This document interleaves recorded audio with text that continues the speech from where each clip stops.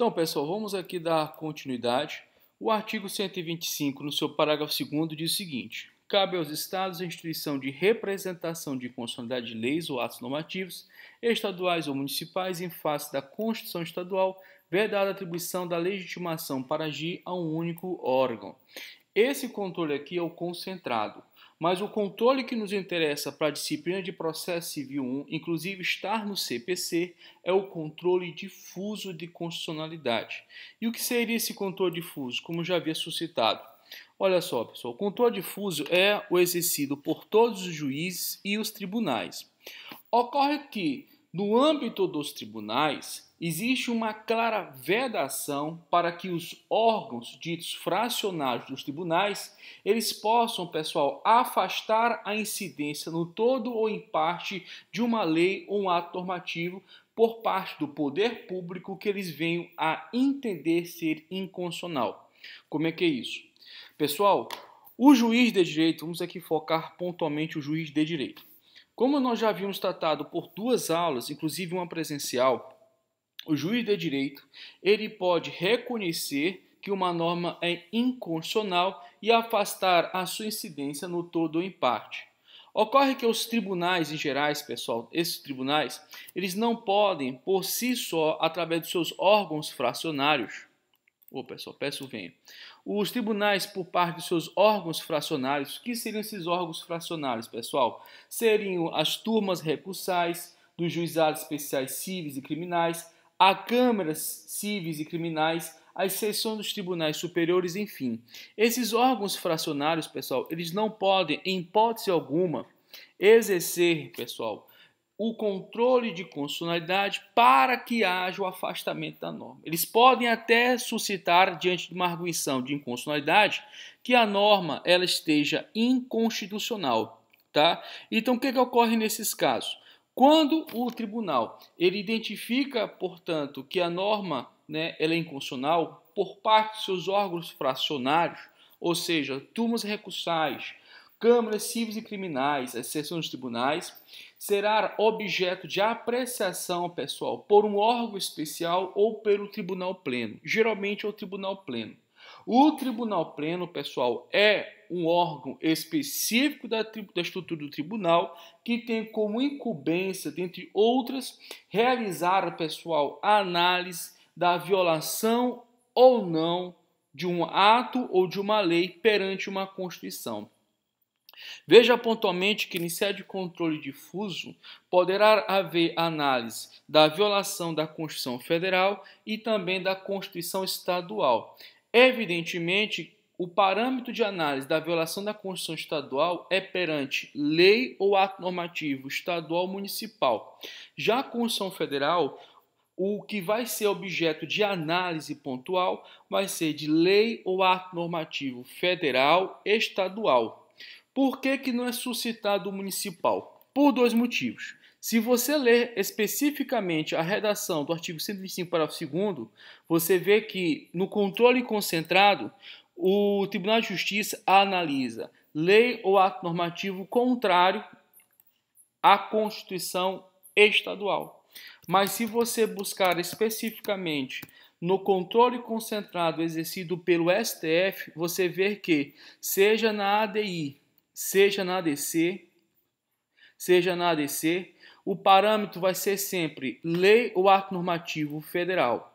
Contudo, pessoal, olha aqui, ó, lei ou ato normativo federal. Contudo, na ADI se inclui também o que, gente? A estadual. Bem, primeiro ponto é a expressa previsão. Segundo ponto, pessoal, vocês têm que entender que fica um volume muito alto, exacerbado de processos aos tribunais superiores. Então, para evitar esse volume, essa avalanche de processos, foi feito de uma forma racional, de uma forma lógica, que a análise da constitucionalidade em sede de controle concentrado, tendo como parâmetro a Constituição dos Estados, é o próprio Tribunal de Justiça. E se for a Constituição Federal, é o STF. No que se refere ao controle difuso, pessoal, todos os tribunais, eles exercem a análise do controle difuso. O CNJ faz isso, pessoal, inclusive é tema da atividade 3. Evidentemente, pessoal, o CNJ ele não é um órgão dotado de jurisdição. Ele não exerce prestação jurisdicional, ele não compõe lide. O CNJ, pessoal, além de ser um órgão de controle quanto às atividades por parte dos magistrados, inclusive, pessoal, apurando impropriedades por parte deles, eles exercem praticamente na sua gestão uma atividade administrativa. Nós tivemos mais de 30 minutos de aula só explicando isso. Professor, eu queria ter essa informação na letra da Constituição. Está aqui, meu querido. O artigo 97 da Constituição lhe diz isso. Somente pelo voto da maioria absoluta de seus membros ou dos membros dos respectivos órgãos especiais poderão os tribunais declarar a inconstitucionalidade de lei ou ato normativo do poder público. Veja, pessoal, que ele fala que os tribunais, ele não fala dos juízes. Então, se o juiz, diante de uma demanda proposta para ele identificar a inconstitucionalidade, ele pode fazer, sim, os imperativos, analisar com profundidade a inconstitucionalidade de lei ou ato normativo. Mas os tribunais, a Constituição, mais uma vez, olha aqui, ó, mais uma vez, expressamente vedou. Disse isso, abre aspas. Somente pelo voto da maioria absoluta de seus membros ou dos membros respectivos órgãos especiais. Pessoal, para ter esse quórum específico, nós temos que ter ou um tribunal pleno ou termos o que, gente? Um órgão especial. Como é que é o padrão que nós verificamos pontualmente no âmbito dos tribunais? O padrão, pessoal, é um tribunal pleno, mas nada impede que seja apresentado um órgão especial. Veja aqui, nesse sentido e consequência, os órgãos fracionados, pessoal, câmaras cíveis e criminais, turmas recursais, elas não têm esse quórum de aprovação. Veja com um quórum exacerbado, bem grande. Então requer o quê? Um cotejo maior de desembargadores para analisar. E aí sucede-se, pessoal, poderão declarar a inconstitucionalidade de lei ou ato normativo do poder público. Declarar a norma ser inconstitucional. Veja que a análise é da inconstitucionalidade. Tudo bem? Então veja, órgãos fracionários, eles não podem exercer, pessoal, esgotando a tutela judicial e apontando a inconstitucionalidade, afastando, assim como resultado, lei ou ato normativo no todo ou em parte. Só que, pessoal, o que pode ter acontecido? Pode acontecer. O juiz, os desembargadores, perdoe-me, no acórdão, eles não suscitam, né? Eles não adentram no mérito da inconstitucionalidade, mas eles afastam a lei ou ato normativo no todo ou em parte. Nesse caso específico, foi ditado, pessoal, a súmula vinculante número 10. Essa súmula vinculante, pessoal, ela traz a seguinte informação importante. Súmula vinculante número 10. Viola a cláusula de reserva de plenário, a do artigo 97, a decisão do órgão fracionário do tribunal que, embora não declare expressamente a inconstitucionalidade de lei ou ato normativo do poder público, mas afasta o que, gente? A sua incidência no todo ou em parte. Então, essa reserva aqui, pessoal, do artigo 97, ela é bem clara. Só o tribunal pleno ou órgão especial pode afastar no todo ou em parte lei ou ato normativo reconhecido sua inconstitucionalidade. Dando seguimento aos nossos trabalhos, é importante lembrarmos que existe uma disciplina própria dessa matéria no próprio CPC. Como eu te falei, o tema controle difuso é um tema do processo civil 1. Faz parte da análise conjunta com o constitucional. Isso está lá no artigo 948 do Código de Processo Civil e é chamado, pessoal, de incidente de arguição de inconstitucionalidade.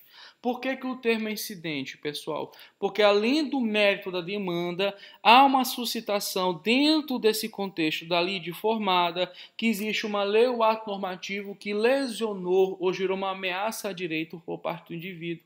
E é uma relação naturalmente interpartes. Veja que não há uma análise quanto em tese, uma análise quanto à prerrogativa da lei em si, mas diante de uma circunstância que foi lesiva, está sendo lesiva por parte de um dos jurisdicionados. Então, o indivíduo, diante de uma lei, um ato normativo que suscita uma circunstância de prejuízo para ele, o que ele pode suceder? Além da demanda material, rolando seus pedidos, pontuais de forma odierna, ele pode apontar especificamente a circunstância de uma lei ou ato normativo do poder público que ele entenda ser inconstitucional, Pessoal, isso aqui já caiu muito em prova. Você não tem ideia quanto já caiu em prova. Então veja, o controle difuso é uma matéria dedicada ao CPC. Então vamos aqui, pessoal, artigo 948 do Código de Processo Civil. Olha o que diz. Arguido em controle difuso a inconstitucionalidade de lei ou ato normativo do poder público, o relator, após ouvir o MP e as partes, submeterão a questão à turma ou à Câmara a qual competir conhecimento do processo. Então veja, o relator ele pega, analisa quanto às procedências de inconstitucionalidade ou não da lei normativa. E ele, previamente, o relator, vai ouvir o que, gente? O Ministério Público e as partes. Só que não é ele que vai julgar. Olha o que vai acontecer. O artigo 949 diz o seguinte: se a arguição for rejeitada, prosseguirá o julgamento. Então o processo ele normaliza-se. Mas se a Câmara Civil Criminal acolher a arguição, aí, com base na cláusula de reserva de plenário do artigo 97, combinado com a súmula vinculante número 10, veja que esse tema já é a segunda vez que eu trato com vocês. Veja, se for acolhida, a questão será submetida ao plenário do tribunal ou do seu órgão especial. Ou seja, pessoal, a redação clara, translúcida de quem, gente? Do artigo 97 da Constituição. Então, dando seguimento, pessoal, onde houver, tá? Então, pode ser o tribunal pleno, pode ser um órgão especial, enfim, é conforme a análise, inclusive, do regimento interno do tribunal. Agora, um ponto importante, pessoal, que é o parágrafo do artigo 949, que é uma reverberação, né, é uma ressonância da súmula vinculante número 10, de certa maneira.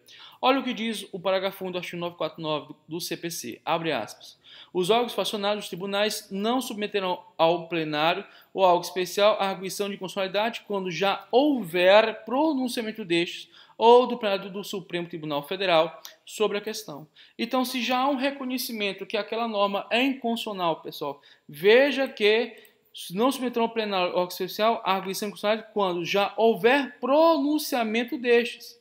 Então, o próprio plenário, pessoal, reconheceu que aquela lei municipal viola claramente a Constituição Estadual. Ou o próprio Supremo Tribunal Federal, pessoal, ele analisando pontualmente aquela questão em comento, ele diz, ó, essa lei é inconstitucional. Então, não se faz necessário, pessoal, uma remessa novamente ao Tribunal Pleno ou algo especial para fazer o crivo da análise em comento. Tudo bem?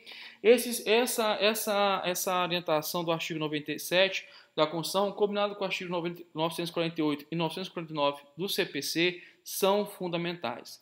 Professor, eu queria mais uma revisão, tem problema? Claro que não, meu amigo. Estou aqui por um prazer te ensinar. O que nós estamos falando? Nós estamos falando, deixa eu botar na tela melhor, essa aqui. Nós estamos falando pontualmente, pessoal, do controle concentrado de constitucionalidade e no controle difuso. O controle concentrado, como já vimos falado nos dois momentos, é um tema profundamente estudado no direito constitucional. Já o controle difuso, ele é um tema tanto estudado no constitucional, tanto estudado profundamente no CPC. Evidentemente, a arguição de incidente de constitucionalidade, pessoal, é um tema de processo civil 4. Né? Só que a gente, com o processo civil 1, a gente tem que fazer uma prévia análise dos pontos odiernos fundamentais. Bem, dentro dessa temática, o que ocorre? No controle concentrado, lembrando que a Constituição é, numa visão positivista, o texto político-jurídico constitutivo do Estado. Como é que nasce o Estado? Através do exaurimento e conclusão efetiva do poder constituinte originário. E qual é o documento que nasce? A Constituição.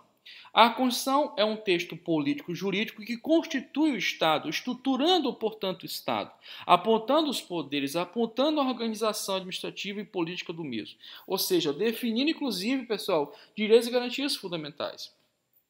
Através da Constituição, tem que ter um órgão de cúpula maior que vai fazer a proteção dela. que é o STF.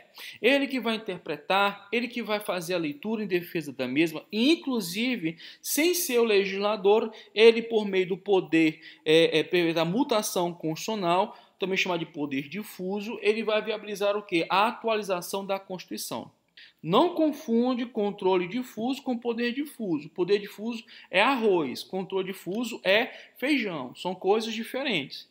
O poder difuso é a mesma coisa de mutação constitucional, ou seja, o Supremo Tribunal Federal faz uma leitura do texto da Constituição e olha para a realidade da sociedade brasileira. E ele pode trazer, sem reduzir o texto, pessoal, uma nova direção, uma interpretação atual da mesma.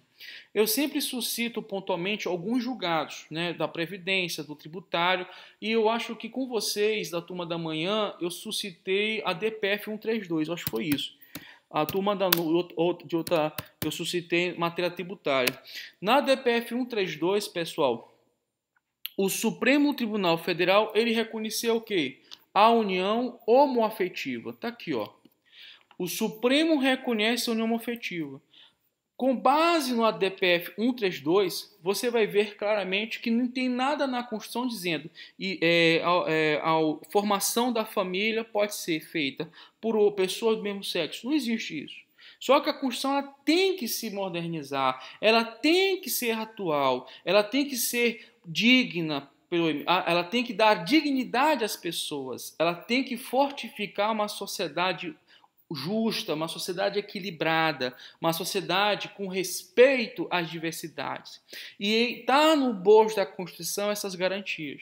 Então, o que simplesmente foi feito pelo Supremo Tribunal Federal? Uma adaptação que poderia ter sido feita pelo legislador do Congresso Nacional, através de uma PEC, de um projeto de emenda constitucional.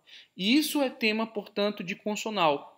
Só que o tema de direito processual civil é outro, pessoal. O tema de direito processual civil está mais adentro no controle difuso de constitucionalidade. Então, veja, no controle difuso de constitucionalidade, eu tenho que reverberar para vocês que existe a possibilidade de ser arguido um incidente de inconstitucionalidade. E esse incidente de constitucionalidade, ele fortifica a necessidade por parte do Tribunal de Justiça, pelos juízes e pelo Tribunal de Justiça, bem como o Tribunal Regional Federal, a analisar pontualmente se houve ou não violação, portanto, de uma lei ou ato normativo a uma Constituição por parte da Constituição estadual ou por parte de uma Constituição federal. Então, quem que vai fazer isso, pessoal? É o juiz e os tribunais de justiça. Eles vão fazer essa análise, esse crivo. Só que o que ocorre? O juiz, tranquilo, ele vai lá, analisa, reconhece e, nesse medida de consequência, diz: essa norma aqui é inconstitucional, não pode a parte se ficar lesada em razão da medida dessa lei ou ato normativo. Só que para o tribunal, a Constituição ela foi um pouco mais cautelosa. Para os tribunais, ela foi cautelosa.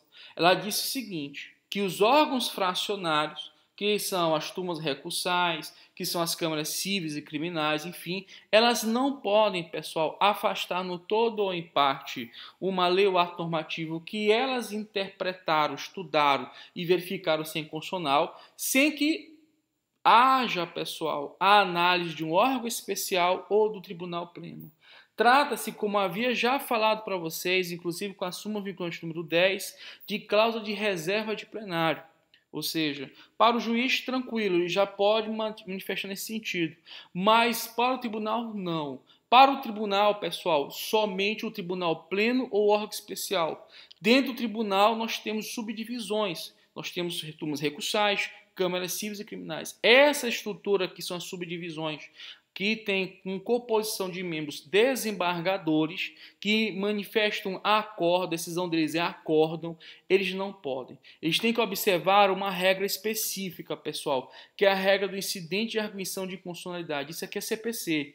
Então, no CPC tem lá a arguição e diz o seguinte, no artigo 948, arguida em controle difuso em inconstitucionalidade, lei ou ato normativo do poder público, o relator, após ouvir o MP e as partes, submeterá a questão à turma ou à Câmara a qual competir conhecimento do processo. E o que esses órgãos vão fazer? Eles vão analisar Ou eles rejeitam ou eles acolhem essa arguição.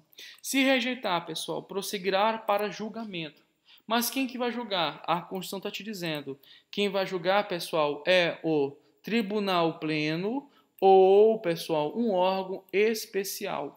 E aí que vai acontecer, pessoal? Se for rejeitado, mantém a análise meritória do processo quanto à sua origem, quanto ao seu pedido, né? Nesse medida e consequência, se for acolhido, aí tem que ir para o quê, gente? Para o Tribunal Pleno ou para um órgão especial. Está aqui no artigo 949, no seu inciso 2, que diz: acolhida a questão será submetida ao plenário do tribunal ou aos seus órgãos especiais onde houver. Agora, pessoal, se já esse órgão fracionário do tribunal já tem um monte de decisões, inclusive já foi objeto do plenário ou do STF, decisão dizendo que era inconstitucional, o que vai ser feito? Parágrafo 1 do artigo 949. Os órgãos fracionados dos tribunais não submeterão ao plenário ou ao órgão especial a arguição de inconstitucionalidade quando já houver pronunciamento deste ou do plenário do STF sobre a questão. Senão, pessoal, é a mesma coisa de enxugar gelo. Já houve decisão que, inclusive, já reconheceu que é inconstitucional, por que vai ter que ter novamente o mesmo processo? Esse que é o entendimento pontual da matéria pelos tribunais. Só queria reverberar uma informação pontual, mais uma vez com insistência, isso já caiu inúmeras vezes em provas em gerais, tá ok? Bem, pessoal, feito tais expoentes, coloco sempre para vocês doutrinas, jurisprudências, só mais uma vez reforçando, súmula vinculante número 10, viola a cláusula de reserva de plenário, aqui está no artigo 97 da Constituição, a decisão de órgão fracionário de tribunal que, embora não declare expressamente a inconstitucionalidade de lei ou normativo do poder público, afasta no todo em parte a sua incidência. Nunca deixe de ler esse dispositivo. Professor, mas é só processo civil 4, não interessa, cara. Eu já estou te dando aqui uma visão da matéria que você vai estar em processo civil no final, lá para o 8º período. Então, a ementa diz para a gente apresentar, está apresentado. Bem, pessoal, vou falar aqui pontualmente com vocês, inclusive é um tema que já foi tratado inúmeras vezes também em sala de aula presencial. Foi um comprometimento que eu tive com os alunos da liderança de sempre for possível relembrar a matéria que foi apresentada no presencial, e é o que eu estou fazendo para vocês agora. Então, reverberando o assunto anterior, eu vou falar para vocês do juízo de equidade sendo aplicado em detrimento do juízo de legalidade. Nesse sentido e consequência, dispositivo obrigatório de leitura, deixa eu colocar aqui para me ajudar, que é o artigo 140. Depois nós vamos ler o artigo 723 e, por fim, o artigo 6º da Lei do Juizado Especial Civil. Bem, o artigo 140, pessoal, diz o seguinte do Código de Processo Civil, CPC, tá? E o seguinte: o juiz não se exime de decidir sobre a alegação de lacuna ou obscuridade no ordenamento jurídico. Lembra lá do artigo 8º, pessoal? Lembra do artigo 8º?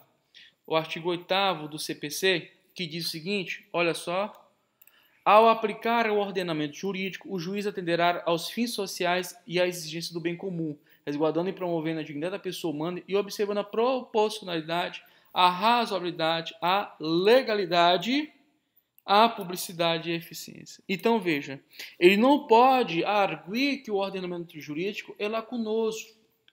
Ele não pode. É a mesma coisa de dizer que ele não sabe estudar, ele não aprendeu nada. Ele está sendo completamente alheio. Então, o juiz nunca vai fazer isso. Nunca vai ter um juiz que vai fazer isso, porque não tem sentido. Ele pode dizer, olha, não existe lei que pode disciplinar essa matéria. Aliás, ele tem que informar isso. As partes apresentam, né, a lide, né, eles apresentam os seus pedidos, apresentam os fundamentos jurídicos, apresentam na narrativa dos fatos, forma a lide, e o juiz, com base na lide formada, analisa o caso em comento. Só que, pessoal, dentro dos princípios orquestrados no artigo 8º é o princípio da legalidade. E o artigo 5º, inciso 2, diz claramente que ninguém será obrigado a fazer ou deixar de fazer alguma coisa se não for em virtude de lei. Então, volta comigo ao artigo 140. Professor, qual é o sentido aqui? O sentido é o seguinte, que dentro do crivo da atuação do juiz, você sabe que ele atua sob os comandos da lei. É um juiz de direito. Ele analisa o ordenamento jurídico e aplica-o ao caso concreto, solucionando uma lide proposta, solucionando um conflito de interesses. Ocorre que pode haver situações em que há brechas quanto à não produção de todas as normas necessárias e indispensáveis para a rigidez, para a rigidez de rígido, a rigidez do ordenamento.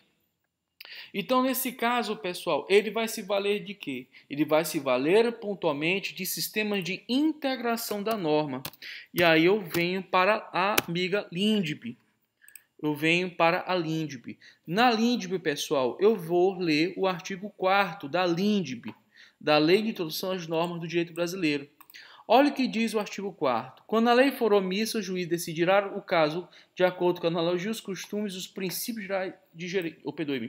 Decidirá com base na analogia, os costumes e os princípios gerais de direito. Porque ele não pode dizer que é lacunoso o sistema. Então, veja, ele olha o ordenamento jurídico, não tem lei, aí ele vai para o artigo 4º e vai aplicar o que, gente? Como forma de integração. Analogia, os costumes e os princípios gerais de direito. Pessoal, agora veja, se o próprio ordenamento jurídico diz o seguinte, pode existir lei, mas eu quero que você utilize o juízo de equidade em detrimento do juízo de legalidade. É possível isso, pessoal? É sim, plenamente possível. É a leitura do parágrafo único, pessoal, do artigo 140. Olha o que diz. O juiz só decidirá por equidade nos casos previstos em lei. E quais seriam os casos previstos em lei, pessoal? Vamos aqui apontar o artigo 723. Olha o que diz. Do CPC. O juiz decidirá o pedido no prazo de 10 dias. Que pedido, pessoal? Em que matéria? Em sede de jurisdição voluntária. Então veja, em sede de jurisdição voluntária, existe um dispositivo que inclusive dá um prazo pontual específico para julgamento por parte do juiz. Perfeitamente. Qual é o prazo? 10 dias. Só que o que acontece, pessoal? Dentro da análise meritória por parte do magistrado, ele pode afastar o que, gente? O juiz de legalidade. Ele pode plenamente afastar o juiz de legalidade. Veja que o próprio Código de Processo Civil, no artigo 140, parágrafo 1, diz que ele pode fazer isso, mas desde que seja expresso essa autorização. E está aqui, amigão, ó, parágrafo 1 do artigo 723. O juiz não é obrigado a observar o critério de legalidade estrita. O que seria a legalidade estrita, pessoal? É os termos da lei. É a lei por si só, a lei quanto à sua normatividade e produção de efeitos jurídicos. É o papel lá escrito dizendo o que se deve fazer ou não fazer. Então, veja, o juiz não é obrigado a observar o que da legalidade estrita, mas, olha só, podendo adotar, porque não pode deixar de julgar, em cada caso, a solução que é considerar mais conveniente e oportuna. Ou seja, pessoal, como a jurisdição voluntária não tem lide formada, não tem contenda, inclusive, pessoal, a normatividade clara do CPC diz que são partes interessadas, está no artigo 721, olha o que ele diz. O procedimento terá início por provocação do interessado, ou do Ministério Público ou da Defensoria Pública. Veja que aqui não são parte, autor e réu. Aqui não tem briga, não tem contenda. Aqui tem interessados. São pessoas que precisam necessariamente da tutela jurisdicional, no caso voluntário, para que haja o quê, pessoal? Queira que haja uma decisão para validar e permitir a produção de determinados efeitos jurídicos. Então, veja, nesse sentido de consequência, como no ar uma circunstância profunda de lide, uma situação que pondera, portanto, pessoal, um conflito de interesses, há a possibilidade do juiz, com base no juízo de equidade, um juízo, inclusive, de buscar o bem ao próximo, buscar um equilíbrio. Ele pode fazer o que, gente? Afastar a lei em sentido estrito, ou seja, a lei propriamente dita, e trazer toda a sua carga de conhecimento e experiência com base na tutela jurisdicional efetiva. Não buscando, pessoal, de uma forma pessoal, de uma forma egoística, de uma forma desmedida com interesses pessoais, uma solução. tá? Até porque o juiz tem que ser imparcial. Inclusive hoje, pessoal, nós já vamos ver dentro dessas 14 videoaulas já gravadas, pontualmente, mais essas que eu estou mandando para vocês, nós vamos ver pontualmente, pessoal, juiz natural, tá? O princípio do juiz natural. Bem, nesse sentido e consequência, nós temos que ler especificamente o juizado especial. E aí que me entristece, porque na lei do juizado especial, ali tem lide. Ali tem lide, né? Mas tá aí, nós temos que entender dessa forma. E lá no artigo 6º, ele diz o seguinte, olha só, o juiz adotará em cada caso, olha só, o juiz adotará em cada caso a decisão que reputar mais justa e equânime, atendendo aos fins sociais, da lei e exigências do bem comum. Professor, eu percebo que mas várias vezes eu vejo essa história de fins sociais, bem comum. Eu queria uma melhor luz quanto a isso, porque sempre fazem essa referência. E por que fazem? Pessoal, perfeitamente você pode encontrar em diversos momentos essas referências ao bem comum e aos fins sociais. E inclusive no próprio CPC, no seu artigo 8º, ele faz as mesmas considerações. Começa mais ou menos assim, daqui a pouco a gente vai olhar. Ao aplicar o ordenamento jurídico, ele tem uma vírgula, o juiz atenderá aos fins sociais e às exigências do bem comum. Tá? Qualquer coisa a gente lê de novo se tiver um erro na minha fala, mas a redação é assim: ao aplicar o ordenamento jurídico, o juiz atenderá aos fins sociais e às exigências do bem comum. Só que, pessoal, tem que haver princípios que vão dentro de um conflito entre os fins sociais e o bem comum para permitir uma solução justa, coerente, que vão ser os princípios da proporcionalidade e da razoabilidade. Então, é um tema importante que nós vamos analisar especificamente daqui a pouco. Mas antes de eu finalizar, quanto ao juízo, quanto ao fins sociais bem comum, quando se fala-se, portanto, em aplicação do juízo de equidade, né, em detrimento de legalidade, pessoal, isso significa dizer que eu posso afastar a lei e buscar atender, olha só, aos fins sociais da lei e às exigências do bem comum.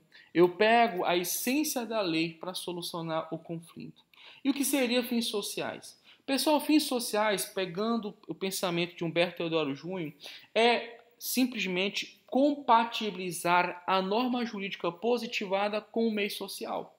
É a mesma situação que você, inclusive, identifica no Supremo Tribunal Federal, quando ele olhou pontualmente o caso, olha aqui, a situação da diversos casais, diversas famílias formadas de pessoas do mesmo sexo, e aí ele sensibilizou e viu assim, gente, se a gente não dá um tratamento isonômico, vamos repercutir em injustiças. E aí ele trouxe uma releitura do próprio texto constitucional, buscando compatibilizar direitos, buscando, portanto, trazer um tratamento isonômico. Nessa medida e consequência, é a mesma essência que nós identificamos aqui. O juiz vai identificar o quê? Os fins sociais da lei. O que a lei realmente está buscando, pessoal? E ela, nesse sentido, ele vai tornar ela atual. Mais uma vez, o que seriam os fins sociais da lei? Seriam nada menos, segundo Humberto Teodoro Júnior, a compatibilização, repito, a compatibilização da norma jurídica positivada com o meio social, tornando-a a letra da lei vigente, coerente com a realidade humana. Então, veja, a lei, quando ela é produzida, ela tem um tempo específico. Se você pegar, por exemplo, o CTN, Lei 5172 de 66, ela é de 1966. Então, veja, de 66 para 2020 são anos. O Código Civil de 2002 é de 2002. De 2002 para 2020, pessoal, tem um lapso temporal. Então, veja, existe essa circunstância pontual da lei, ela refletir pontualmente o momento em que ela foi editada, promulgada, publicada. E aí, subsequentemente, vai vigorar os seus efeitos. Existe um tempo, uma relação temporal clara. A lei ela nasce realmente para produzir efeitos de forma perpétua, até que seja revogada. até que venha uma outra lei revogando-a no todo ou em parte, para que haja uma nova leitura quanto àquela realidade ulterior. Só que a lei, ela por si só, ela tem que produzir efeitos jurídicos. E o juiz, diante dessa lacunosidade, desse interregno de tempo, entre o tempo da lei com o tempo real, o tempo que está sendo submetido o caso em comento, o que ele pode fazer? Ele pode buscar a essência da lei, buscar a sua essencialidade. É um trabalho hercúleo, não é fácil por parte dos juízes. Porque, veja, ele não pode nem ir contra a lei e também ele não pode especificamente, pessoal, inovar de forma exacerbada, contrariando, inclusive, pessoal, os interesses das partes, os interesses não só das partes, mas de toda a hegemonia do ordenamento jurídico. Não é fácil fazer isso. É uma arte, é um tratado de interpretação e solução de conflitos. Bem, nota medida, exigências do bem comum. É a mesma orientação do artigo 8º. Eu comecei a falar, mas vamos aqui confirmar a minha leitura mental. Ao aplicar o ordenamento jurídico, o juiz entenderá os fins sociais e as exigências do bem comum. Acertei. Então, veja, fins sociais. Buscar pontualmente aquela lei, né, de 66, que eu falei ainda há pouco, o Código Civil também, 2002, desde 10.406 de 2002, buscar pontualmente atualizar a norma, trabalhando ela com base na realidade, para não ficar uma letra morta de lei. E aí, na outra medida, o bem comum. O que seria esse bem comum tecnicamente, tá? Tecnicamente, o que seria esse bem comum? Existe um brocado jurídico que é jus, jus et as boni et aec. Várias vezes eu coloquei já num quadro para vocês. Diz assim, que direito, né, jus, direito é a arte do bom e do equitativo. Jus, vou ler de novo para vocês mentalmente, jus et as, né? As é técnica, é arte atualmente. Você olha para um quadro, você fala, isso é uma arte. Na verdade, o termo arte vem de ars, que é técnica. O quadro é uma técnica de pintura, uma escultura é uma técnica, um prédio construído é uma técnica. É uma impressão, portanto, subjetiva do indivíduo, usando a sua mente, o intelecto, a sua inspiração e reproduz em ação. Então, veja, o direito é a arte, é uma técnica do bom e do equitativo. E dentro desse bom e do equitativo, o direito ele busca um equilíbrio entre os interesses, as necessidades que muitas vezes são antagônicas. Então, o direito ele busca nesse sentido, pessoal, aproximar-se cada vez mais de metanormas, de valores que são superiores à própria percepção egoística humana. O que seriam, portanto, professor, essas metanormas? É a paz, é a ideia de justiça, é a ideia de dignidade da pessoa humana, é a ideia de solidariedade, de fraternidade, aí sim, solidariedade. Então, é todo um desenvolvimento pessoal orquestrado com base no equilíbrio das relações humanas. Então, repetindo, fins sociais é a compatibilização da norma, que é a lei positivada, com a realidade submetida ao caso, e o bem comum é a aproximação axiológica, né, valorativa, que extrai do espírito da lei para que haja uma justa solução ao caso. Veja que em nenhum momento o Código de Processo Civil e nem a lei do Juizado Especial Civil, mesmo as mesmas ressalvas à existência do artigo 6º, que para mim não era por um dispositivo desse existir em sede de litígio, sim em matéria que envolva pontualmente jurisdição voluntária. Mas tudo bem, está na lei, está no mundo, tem que ser aplicado. Então veja, atenderá aos fins sociais, compatibilização da norma jurídica escrita positivada com a realidade, que é um trabalho hercúleo, não é fácil o juiz fazer isso, mas ele consegue. E na outra medida, as exigências do bem comum. O juiz ele busca, portanto, as metanormas, a dimensão axiológica, valores paz, justiça, segurança, igualdade, no caso mais técnico, isonomia, fraternidade, solidariedade, dignidade da pessoa humana, enfim. Ele vai buscar a essência da essência, mas viabilizando o que, gente? Jus et as boni et aec. O direito é a arte, a técnica do bom e do equitativo. Assim, ele pode fazer claramente o que, gente? Afastar a lei que já existe, que por si só, ela inclusive ela não é inconstitucional. Toda lei nasce com uma presunção relativa de constitucionalidade. Então, veja, o magistrado, na jurisdição voluntária e no juizado, ele afasta a lei e se aproxima do que, gente? Se aproxima dos vetores, do buscar o fim social e da lei e buscar claramente, pessoal, o bem comum entre as partes. E aí sim nós temos a aplicação perfeita, translúcida, cristalina, tá?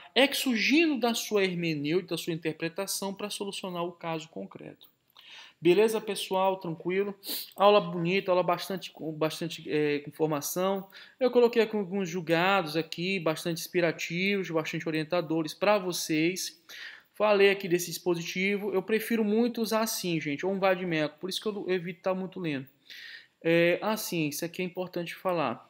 Pessoal, o artigo 413 do Código Civil Brasileiro ele diz o seguinte, olha só, a penalidade deve ser reduzida equitativamente pelo juiz se a obrigação principal tiver sido cumprida em parte, ou se o montante da penalidade for manifestadamente excessivo, tendo-se em vista a natureza e a finalidade do negócio. Traduz.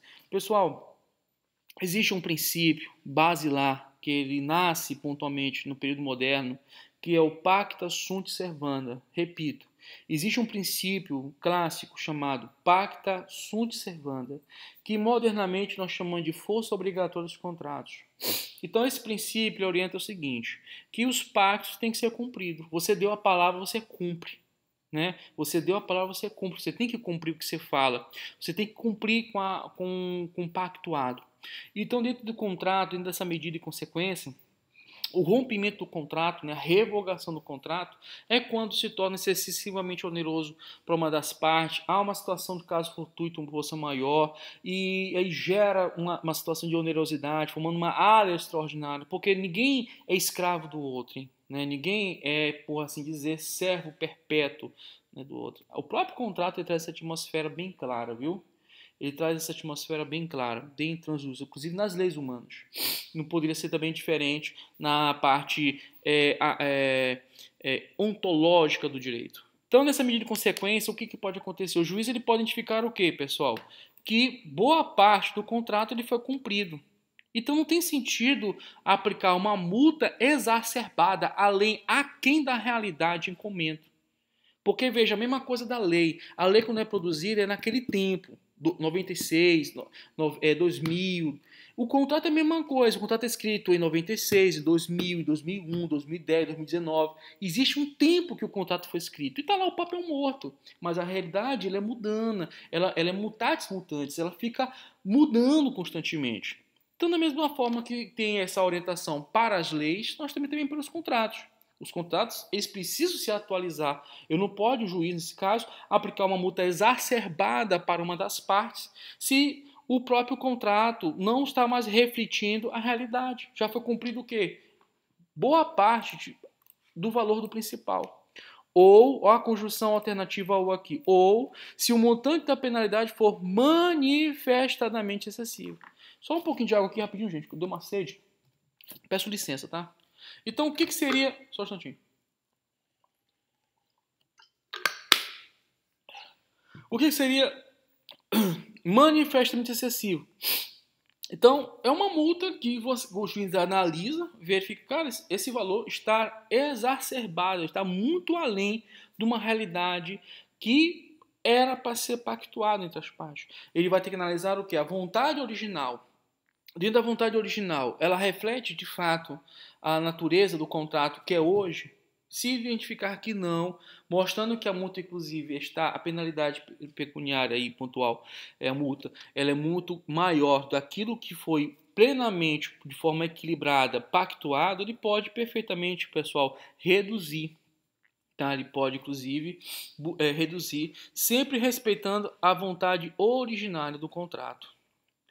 Trago, nesse sentido, alguns posicionamentos pontuais e outras mais jurisprudências. Enfim, eu encerro essa parte aqui com vocês. Tudo bem? Então, só recapitulando uma parte importante da matéria, que é a questão dos fins sociais e do bem comum, que está lá no artigo 8º, que faz pertinência com toda liturgia, seja na jurisdição comum ou na voluntária. O bem comum, pessoal, é buscar estabelecer uma zona de equilíbrio com base nas metanormas, na dimensão axiológica valorativa. E aí o juiz ele vai buscar, dentro de uma temática, de uma lide formada, ele vai buscar a paz, os valores da justiça, os valores da dignidade da pessoa humana, da fraternidade, da solidariedade, sempre em prol, pessoal, do atendimento dos interesses e necessidade das partes envolvidas.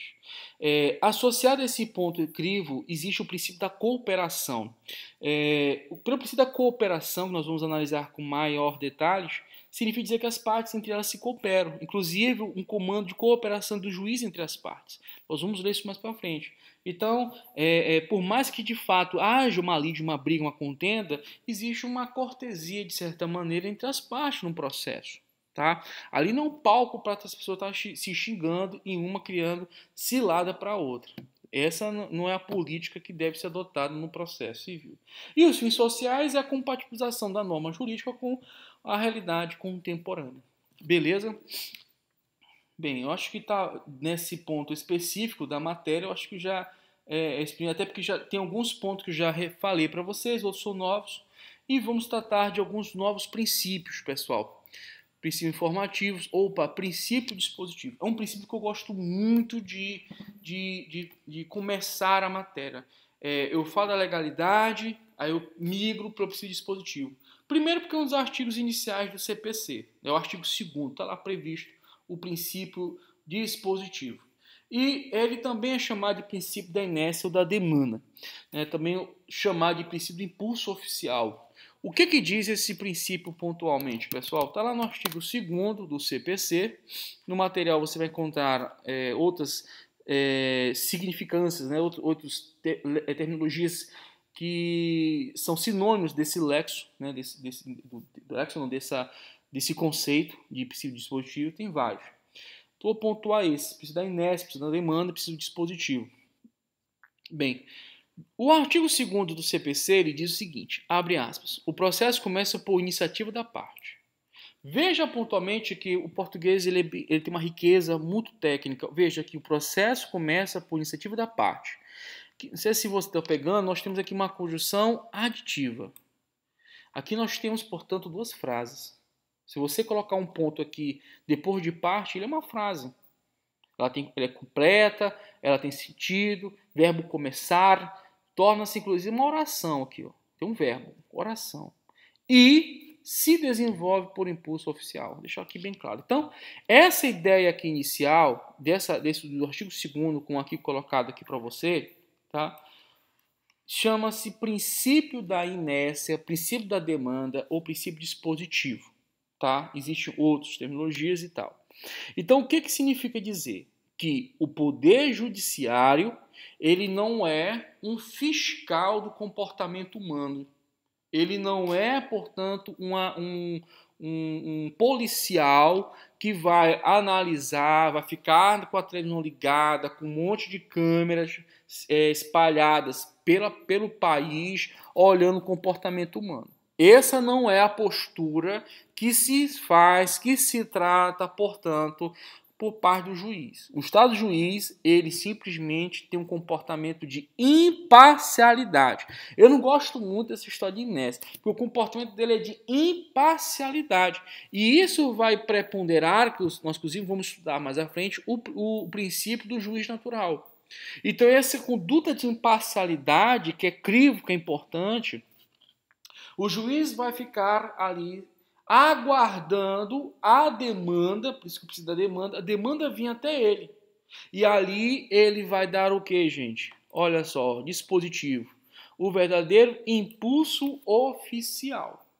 Então veja, ele vai despachar, ele vai decidir de forma interlocutória, ele vai decidir pronunciando, pronunciamento de sentença, julgando o mérito, não julgando o mérito, enfim, ele vai ter um comportamento bem claro e translúcido de aguardar a demanda. Mas, meus amigos, no direito a gente tem sempre um brocardo, assim dizer, que toda regra tem sua exceção. E a exceção do princípio dispositivo está bem aqui nessa parte seguinte, salvo as exceções previstas em lei. Então veja, da mesma forma que o afastamento da legalidade em sentido estrito, né, do julgamento julgamento com base na legalidade e aproximando o julgamento por equidade, veja que não necessita da lei, que está no artigo 140, parágrafo único. Mesma coisa é o afastamento dessa regra clássica, que inclusive instrui a estruturação do Estado brasileiro. Somente lei pode afastar o princípio dispositivo. Eu vou trabalhar com vocês as principais exceções, né? Vou trabalhar aqui com vocês 4 exceções que tangenciam, portanto, o afastamento do princípio dispositivo. Então, mais uma vez, para a gente poder avançar, volta aqui comigo, olha só, o processo, ele começa e dá início por iniciativa da parte. Então, veja, a parte vai propor que é a sua ação. E ela vai propor sua ação, pessoal, rolando o quê? Pedidos. Ela vai propor sua ação arrolando pedidos. E onde que vão estar os pedidos? Na chamada petição inicial, peça vestibular ou exordial. Esse documento aqui, pessoal, que é elaborado pelo advogado, assinado pelo mesmo, onde ele vai juntar a procuração, onde vai juntar os documentos necessários, inclusive pessoais do cliente dele, do autor, documentos ligados à própria lide para comprovar o direito que por ele foi violado, vai ser o documento chamado petição inicial. E aí na petição inicial, pessoal, olha o que ele vai rolar lá dentro do corpo. Pedidos e suas especificações. Então veja, ele vai ali ao teu juiz e ele vai o que, gente? Ele vai suscitar a necessidade clara e translúcida, pessoal, de haver uma solução contra a demanda proposta. Ele vai provocar, portanto, a tutela jurisdicional. Então o processo ele começa por iniciativa da parte e se desenvolve por quê, gente? Por impulso oficial. Então veja, vamos supor que não haja audiência de conciliação, mediação, simplesmente vai direto para a contestação a coisa. Então ele vai fazer o que? O despacho citatório. A parte autora não quer saber de audiência de conciliação. E aí o processo vai tramitando, a primeira coisa que vai fazer é o despacho citatório, vai chamar a outra parte para compor a lide, para formar uma relação jurídica triangular. Eu acho que eu trabalhei em sala de aula com vocês, trabalhei em sala de aula com vocês a questão da citação. Uma corrente entende que a relação jurídica processual brasileira, no sede de processo civil, só inicia-se com a citação válida. Outros interpretam o contrário, que a partir do momento em que há a distribuição da ação e aí subsequentemente o juiz ele torna-se, portanto, parte dessa relação, nós temos a relação jurídica processual. Só que, evidentemente, ela não é triangular, ela é linear. E uma prova, segundo essa corrente, desse sentido, pessoal, é o chamado contraditório diferido. Nós vimos isso em momento oportuno. O afastamento do contraditório diferido significa dizer que, como seria um processo com a tônica do devido processo legal, é a existência do contraditório, então por que eu não poderia dizer que não há relação processual quando a própria lei afasta o contraditório? Em miúdos, para haver processo, não teria que ter uma relação jurídica angular avisando o contraditório? Pois é, o artigo 9º ele afasta de forma clara essa necessidade do contraditório, essa necessidade da outra parte, inclusive permitindo, por meio de uma decisão interlocutória inaudita altera a parte, a possibilidade de concessão do que, gente? De tutela provisória de urgência. Mas, professor, a outra parte nem sabe do processo. Sim, mas o artigo 9º ele afasta.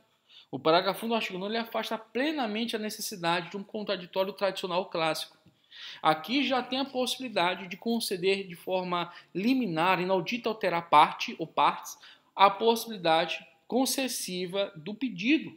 Uma situação de urgência necessária, havendo, portanto, o crivo da atendimento emergencial por parte do Estado, o Estado vai lá, o Estado juiz vai e concede, portanto, a tutela provisória de urgência.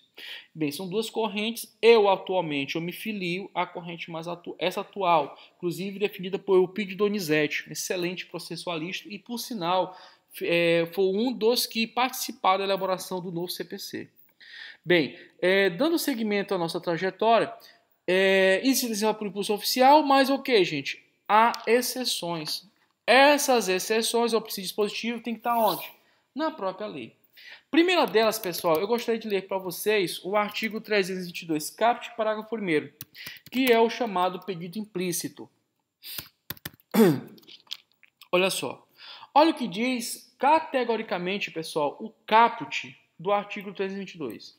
O pedido deve ser certo. E vimos na POC 319, vamos lá de novo, não tem problema não. Olha só, que na petição inicial, 319 CPC, o pedido deve ser feito com suas especificações. E aqui o 322 dá mais uma orientação. Olha, cara, quando você for fazer a inicial, cuidado, tu faz um pedido claro, certo, aquilo que você quer em prol do seu cliente, né? A tutela judicional pretendida por você. O que você quer do esgotamento dessa tutela judicional? Qual é o pedido que propõe, que você está aqui requerendo em juízo para que seja concedido pelo Estado juiz? É isso que é a ideia. O pedido deve ser certo, não é incerto, é certo. Só que o CPC, ele prevê os chamados pedidos implícitos. O que seria esse tal de pedidos implícitos? Pessoal, coisa bem simples. Ele interpreta o CPC que, mesmo a parte arrolando o pedido certo, compreende-se no próprio pedido, né, na própria demanda principal, olha só, os juros legais, a correção monetária e as verbas de sucumbência, inclusive os honorários advocatícios. Esses honorários advocatícios aqui, pessoal, é o da sucumbência, tá? É o da sucumbência. Então, veja, o artigo 322, parágrafo 1º, diz que se você informar o valor em si da demanda, da causa, então você não tem necessidade de abordar claramente os juros, as correções monetárias, porque já seriam o que, gente? Pedidos implícitos. Mas não vai isso na íntegra, tá? Não vai isso na íntegra. Numa peça prática profissional, tradicional, você faz o pedido e já traz argumentações quanto aos juros legais, correção monetária, verba de sucumbência, inclusive os honorários. Que, por sinal, o magistrado ele não é obrigado, pessoal, a conceder os honorários que você quer. Ele vai fazer análise pontual dos honorários de sucumbência que te cabe por direito. Nesse sentido e consequência, quem que bate o martelo desses honorários é o juiz. Os honorários contratuais, que é esse que você cobra para fazer o atendimento, tanto para atender, tanto para fazer um parecer, tanto para fazer uma diligência. Esses são valores contratuais, tá? Agora, o valor que você recebe do processo quanto ao final, você tendo êxito, é chamado de honorários, pessoal, de sucumbência, sucumbenciais. Veja o que traz o artigo 85 do CPC. Vamos lá? Artigo 85 do CPC diz o seguinte, que a sentença condenará o vencido a pagar honorários ao advogado do vencedor. É uma regra de batalha, gente, normal. Quem perdeu, paga. Né? É a ideia de uma contenda cujos os espólios de guerra, né, os valores condizentes aquele pelotão, aquela cidade derrotada, você vai trazer para você. Então é uma questão de lógica, uma questão um pouco medieval, mas ela segue o mesmo parâmetro. Então a outra parte perdeu, pronto. Agora você vai pagar os honorários do advogado em razão do êxito. Tá? De vez de ser o autor que paga os sucumbenciais, quem paga a outra parte. Acontece o seguinte, pessoal, que o juiz, né, para não ficar uma coisa arbitrária, para não ficar uma coisa, inclusive, desproporcional, desrazoabilizada, né, uma coisa assim totalmente sem um parâmetro lógico, o CPC define um limite de percentuais mínimos e máximos. Então, veja, isso está no parágrafo 2º. Olha o que diz. Os honorários serão fixados entre o mínimo de 10% e o máximo de 20%. Agora veja, pessoal, sobre o valor da condenação. Muita gente, inclusive eu tive um caso pontual que eu acompanhei no Rio, que o camarada, o colega meu, recém-formado, recorrendo, brigando, e eu falei, cara, você vai dar litigância de má fé. Porque não é o valor que você coloca a nível de fixação, né? Você tem que falar, você tem que informar para fins fiscais, inclusive para pagamento de custos, o valor da causa, né? 10 mil reais, mandado de segurança R$ 1.000, você coloca lá. E aí tinha um mandado de segurança que ele achou, não sei que carga d'água por parte dele, ele botou um valor exacerbado e esperava que por mandado de segurança recebesse, né? Então é complicado. Outra situação em concreto foi uma ação de indenização da outra parte e recorrendo. Isso aí eu estava definindo essa época um condomínio. O morador, com causa própria, né, fixou um valor específico e ele questionando, né, que tinha que ser aquele valor, mas não é o valor que você pretende, né? Você acha que aquilo ali tem que, inclusive, ele mesmo recolheu as custas processuais, mas é o valor da condenação. Agora, sobre a condenação do proveito econômico obtido, não sendo possível mensurá-lo, sobre o valor atualizado da causa. Então, veja, sobre o valor da condenação do proveito econômico obtido, ou não sendo possível mensurá-lo sobre o valor atualizado da causa. Veja que segue, portanto, uma circunstância. Não sendo possível mensurá-lo. Não sendo possível mensurá-lo. Aí sim, a CPC autoriza sobre o valor atualizado da causa. Beleza? Então, ela segue um ritmo. O valor da condenação do proveito econômico obtido, ou não sendo possível mensurá-lo, sobre o valor atualizado da causa. Agora veja, o CPC ele traz aqui 4 mínimos parâmetros para que o juiz ele venha arbitrar no mínimo 10 e no máximo, pessoal, 20%. Está aqui tudo aqui. Ó. Vamos lá. Inciso 1 que diz: o grau de zelo do profissional, o lugar da prestação de serviço, a natureza e a importância da causa, o trabalho realizado pelo advogado e o tempo exigido para seu serviço. É legal você, às vezes, suscitar o lugar da prestação de serviço, pessoal, quando dependendo da comarca que você vai trabalhar, sendo de difícil acesso e tal, mostrando que o teu cliente é de outro. Então, assim, você pode, numa discussão pontual nesse sentido, você pode arguir perfeitamente. Bem, vamos aqui para questões mais objetivas. Você sabe que o pedidos implícitos não há necessidade, portanto, você faz a solução do seu pedido, mas são pedidos que estão dedutíveis na própria exordial. Tá? Agora veja, suponhamos pontualmente que não seja concedido os honorários sucumbenciais, a orientação da STJ que compete ao advogado em ação autônoma ele propor, portanto, pessoal, o reconhecimento do seu direito. Cuidado pontualmente com o que tange a ação monitória, está lá no artigo 701. No artigo 701, caput, que eu vejo que o percentual vai ser 10% e máximo de 20%, ele cai para 5%. Olha só o que diz. Sendo evidente o direito do autor, o juiz deferirá a expedição de mandado de pagamento, de entrega de coisa, ou para a execução de obrigação de fazer, ou de não fazer, concedendo ao réu prazo de 15 dias para do cumprimento e o pagamento dos honorários advocatícios de 5% sobre o valor atribuído à causa. Tá? E finalizando, portanto, essas orientações específicas, pessoal, os honorários advocatícios não fazem jus a direito por parte do advogado quando há circunstância da gratuidade de justiça. Então, no artigo 98. Inclusive, a gratuidade de justiça, pessoal, ela pode ser reconhecida tanto para a pessoa física quanto para a pessoa jurídica, tá? Vamos aqui. Olha o que diz o artigo 98 do CPC. A pessoa natural ou jurídica brasileira ou estrangeira com insuficiência de recursos para pagar as custas, as despesas processuais, olha só, os honorários advocatícios têm direito ao quê, gente? A gratuidade de justiça, na forma da lei. E aí, especificamente aqui, pessoal, o âmbito de incidência dos honorários da gratuidade de justiça, inclusive os próprios honorários, olha só. Vamos aqui, a gratuidade de justiça compreende o quê, gente? Os honorários do advogado e do perito.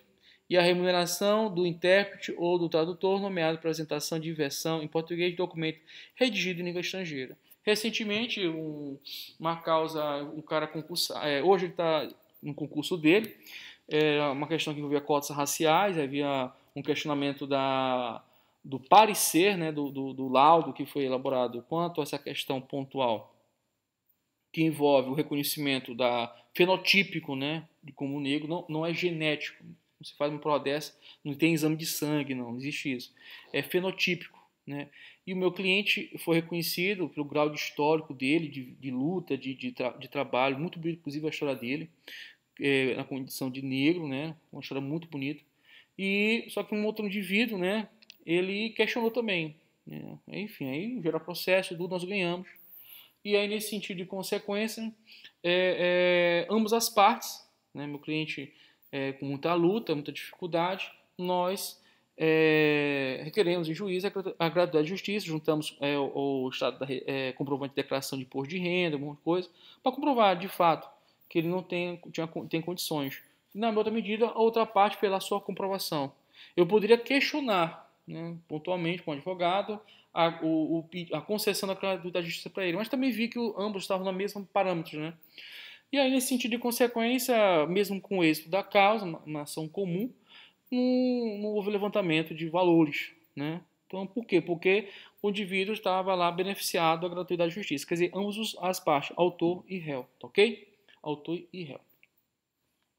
Bem, pessoal, pontualmente existe o tema 984/2019, é um tema que trata pontualmente de algumas regras, inclusive que envolve o advogado ativo em processo penal, mas eu vou me furtar de falar disso aqui porque tem muito princípio, tá? Se você parar para analisar nosso material, muitos princípios para abordar, tá bom? Então eu vou focar mais especificamente o possível dentro do processo civil 1, mas a vontade de ensinar é muito grande, tá? Tive a oportunidade, não sei se eu coloquei na apostila, dei uma olhada no tema 984 do ano 2019, né, que o STJ ele trouxe várias análises quanto à questão dos honorários. Tá? Não lembro assim de cabeça quantas teses firmadas, mas trata pontualmente a questão dos honorários. Tá? Tema 984, 2019, trata dessa matéria específica. Tudo bem?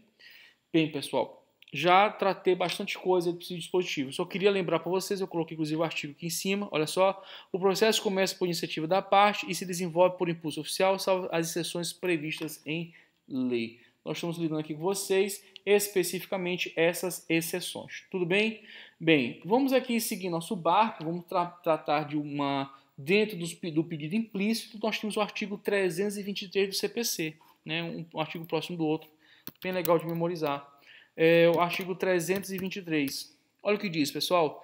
Na ação que tiver por objeto cumprimento de obrigação em prestações sucessivas, marca isso aí, essas serão concedidas incluídas no pedido, independentemente de declaração expressa do autor. E, enquanto durar a obrigação, se o devedor, no curso do processo, deixar de pagá-las ou consigná-las. Então, professor, qual seria a síntese dessa missa? Os pedidos implícitos, pessoal, eles não precisam ser, já estão abrangidos, portanto, na lide, no pedido formulado pela parte. Então, juros legais, honorários, tudo isso, todos os tipos de pedidos implícitos nesse sentido, trabalhando a limitação do artigo 322, parágrafo 1º e o 323, dentro desse limite, já são exceções ao princípio da demanda. Tudo bem? Bem, a restauração de autos, jurisdição contenciosa. Eu já vi questões arguindo que se a restauração de autos é jurisdição voluntária. Não, cuidado. A restauração de autos é jurisdição contenciosa. Está previsto no artigo 712. Tá? Logo embaixo já começa a jurisdição voluntária, gente. Tá? Então, são regras completamente diferentes. Tá? Então, restauração de autos é jurisdição, pessoal, contenciosa, tá? Bem, olha o que diz o artigo 712 do CPC. Vamos lá? Verificado o desaparecimento dos autos eletrônicos ou não, pode o juiz de ofício ou qualquer das partes ou do MP, se for o caso, promover-lhes a restauração. Veja, pessoal, que pode o juiz de ofício. Olha só que lance.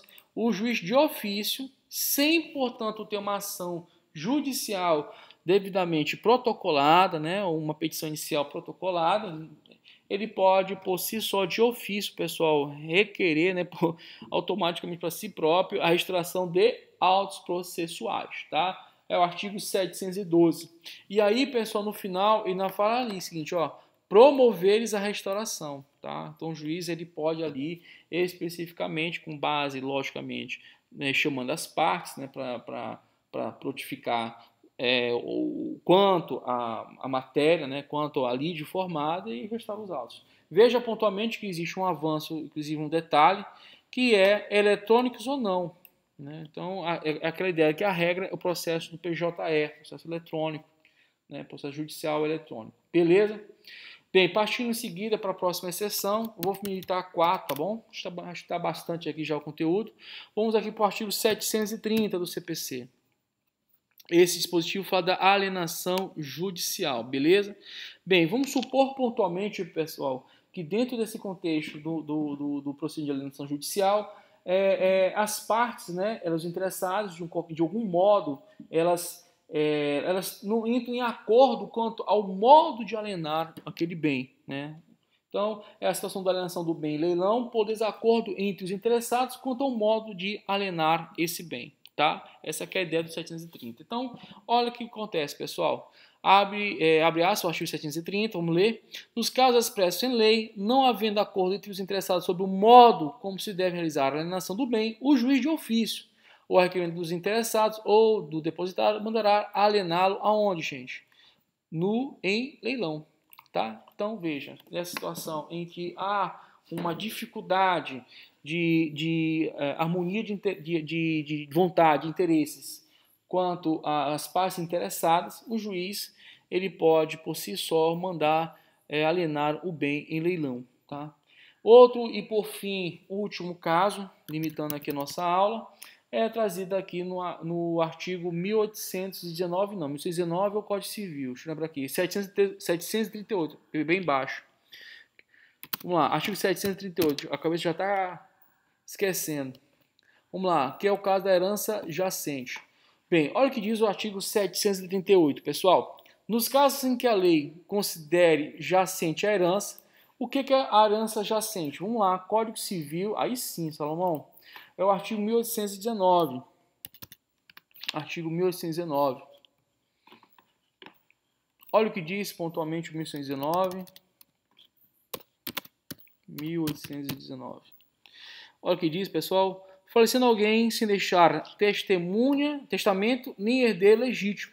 Ou seja, um bem em que você não consegue identificar os herdeiros. Não tem herdeiro, né? Veja que da herança jacente ela se torna vacante, tá?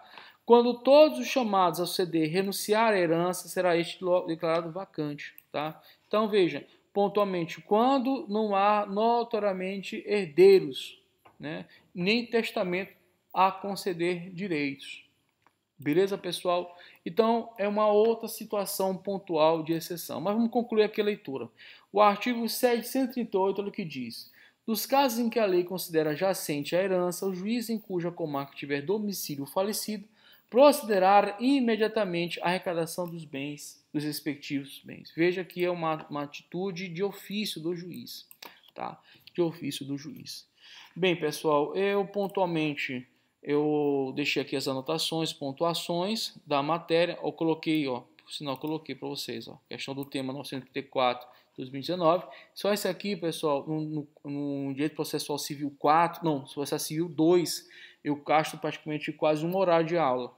Mas eu deixei aqui já preparado para o próximo semestre você estudar isso aí, tá bom? E aqui um quadro de anotações e observações. Bem, eu queria tratar, para finalizar ainda esse bloco, tá? Fazer uma relação entre verdade real e verdade formal ou processual. Pessoal, existe uma lógica, né, antiga que hoje é completamente impraticável. Hoje ela não tem senso lógico de efetividade e de verdade também, que é dizer que o processo penal busca a verdade real e que o processo civil otimiza ações para buscar a verdade processual. Inclusive, tem um brocado latino que é non code est in actis. non est in mundo. Repito, non quod est in ate. Non est in mundo. Traduz, cara. O que não está nos autos, né, não está no mundo, tá? Inclusive eu botei aqui para vocês, ó, fica tranquilo, tá? Olha aqui, non quod est in ate, non est in mundo. Bem, vamos aqui. Deixa eu visualizar aqui, fica melhor. Então, nesse sentido de consequência, vamos aqui trabalhar. Essa orientação clássica ela é equivocada. Mas por que existe essa orientação? Porque é o seguinte. Você está lidando no direito processual penal com a vida. Você está lidando com crimes. Você está lidando com liberdades. Você está lidando com uma série de direitos fundamentais que, muitas vezes, pessoal, tem um valor jurídico, tem um peso jurídico mais relevante. O valor vida perante o valor liberdade é um diálogo muito constante. O indivíduo que cerceia a vida de alguém tem como resposta a pena, que é o cerceamento de um outro direito fundamental, que é a liberdade de ir e vir e ficar. Então, é indispensável que a tutela judicial na esfera criminal, na esfera penal, esgote todos os esforços para buscar, de fato, a verdade quanto ao caso. No processo civil, pessoal, através de uma percepção muito clássica, muito burocrática, traz a ideia de que o processo, por si só, traz toda a verdade do mundo. O processo, portanto, traz uma linguagem pronta e pontual. E essa linguagem pronta e pontual ela deve ser observada pelos seus interlocutores advogados em relação aos jurisdicionados. Então, não há, nesse sentido, um rigor tamanho quanto ao processo penal, que lida fortemente com o diálogo entre o direito à vida e à liberdade. Ocorre que, pessoal, mesmo na época... inclusive eu coloquei aqui para vocês uma citação de um jurista respeitadíssimo, José Carlos Barbosa Moreira, tá? Inclusive, já havia, no período do Código de Processo Civil de 73, já havia como eu posso dizer, essa mentalidade sendo contestada, né, buscando uma superação desse pensamento. Eu trouxe essa passagem aqui desse respeitadíssimo jurista que, no meu ponto de vista, ele consubstancia bem aquilo que eu estou querendo te dizer a nível do princípio que rege, chamado de princípio da verdade real. Antes de eu ler esse dispositivo, essa citação, eu queria dizer para vocês que o princípio da verdade real está muito interagido com o princípio dispositivo. Tanto que eu coloquei o princípio da verdade real de forma associada, mas eu quero deixar bem claro que são princípios totalmente autônomos, tá? A questão é que se você for esmiuçar no coração do princípio da verdade real, você vai ver uma pertinente relação com o princípio dispositivo, tá bom? Bem, eu vou ler esse aqui que é bastante inspirativo. Olha o que diz. Abre aspas. Dizer que o processo penal persegue a chamada verdade real, ao passo que o processo civil se satisfaz com a denominada verdade formal, é repetir que, olha a graça, papagaio tolices 1000 vezes desmentidas. A verdade é uma. Gente, a verdade é uma só. E interessa a qualquer processo. A verdade é uma só, interessa a qualquer processo. Se bem que a justiça possa e às vezes deva renunciar na área civil e na penal à sua reconstituição completa, em atenção a outros valores de igual dignidade. Gente, a verdade é uma só. Não existe 2, 3, 5, 3 verdades. Ou uma dita verdade no mundo e uma verdade no processo. A verdade é uma só. Agora, evidentemente, existe uma verdade formada no processo. E essa verdade formada no processo é que pode suscitar, pessoal, limitações ao reconhecimento da verdade real. Então, na prática processual, é praticamente uma atividade hercúlea, uma odisseia, uma atividade galáctica, né? Você chegar e dizer pontualmente que o processo reflete a realidade. Aliás, você estaria, inclusive, sendo cínico, né? Um argumento cínico dizer isso. Porque não tem como, é impossível, humanamente falando. Mas a persecução, é por isso que, inclusive no meu material, eu trato de persecução da verdade real, é possível sim, e é o que se espera, inclusive é a proposta dada no CPC. Eu te digo mais, nem no CPP e nem no CPC eles têm pleno alcance à verdade real. O que existe é uma persecução, uma busca ritmada, uma busca lógica, uma busca com orientação clara, definida em lei, de como se chegar à verdade quanto aos fatos, mas nunca dizer que o processo ele reflete na sua inteiriça, no seu coração, toda a verdade real submetida às partes. Eu botei aqui a nível inspirativo para vocês, para a gente poder avançar esse diálogo. Eu lembrei aqui, para não ficar muito rápido, eu estou vendo que a aula está muito longa. Eu coloquei para vocês aqui 2 pontos interessantes quanto à princípio da verdade real. Vejam que estão intimamente interrelacionados, né? Há, portanto, um caleidoscópio de cores lógico-racionais que institui o artigo 139 do CPC e o artigo 370 do CPC. Esses 2 dispositivos eles têm que ser lidos para o estudo do princípio da verdade real de forma somática, tá? Olha o que diz o artigo 139 no seu inciso 6. Vamos lá. O juiz dirigirá o processo conforme as disposições desse código. Veja, pessoal, que o juiz dirigirá. Até porque, pessoal, olha só, o artigo 2º, como eu havia lido para vocês no início da nossa fala, nosso interlóquio, o artigo 2º, ele deixa bem claro que as partes provocam a tutela jurisdicional e, subsequentemente, pessoal, e de forma correlata e sucedânea, o processo se desenvolve por impulso oficial. Olha o que diz o artigo 2º. O processo começa por iniciativa da parte. Princípio da demanda, princípio da inércia, princípio dispositivo. E aí vem o artigo 139 que diz: o juiz dirigirá o processo. Só que ele dirige conforme a cabeça dele, conforme a razão dele, né? Não, conforme as disposições deste código. O limite é material, o limite é definido pela Constituição. Inclusive, pessoal, é âmbito da competência privativa, olha só, da União. Compete privativamente a União legislar sobre o que, gente? Direito processual. Então, veja, o juiz dirigirá o processo conforme as disposições deste código, porque a Constituição diz. A Constituição diz que uma lei vai definir, a lei vai dizer como é um processo no Brasil, como deve ser um processo judicial. Incumbe-lhe, olha só, dilatar os prazos processuais e alterar a ordem da produção dos meios de prova, adequando-os às necessidades do conflito, de modo a conferir maior efetividade à tutela do direito. Aí o aluno, de forma não cautelosa, vai dizer assim, isso é uma arbitragem. Não. Aqui é permitido isso, por quê? Porque o juiz está perseguindo, está havendo uma perseguição para a verdade dos fatos, não uma mera verdade processual.